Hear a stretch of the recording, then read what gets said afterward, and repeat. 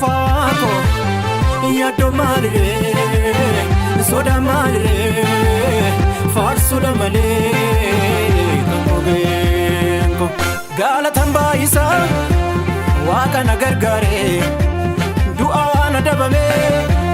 badina barare galatan baisa waqa nagargare du'a na dabame badina barare badina barare badina barare badina barare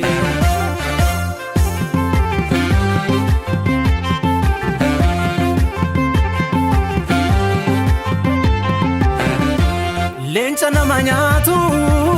borati tasise Daniel Kambulche inega waqayyo nama sandagatu nama ettiche du'a kana jese naaf jireenya jaare waqni tiyyanseesu maqaa maqaadhaani warra kan sabeeka gataa hin balleessu dhagaa mullee sagaleeniya kan sodaadhe hin bahu biyya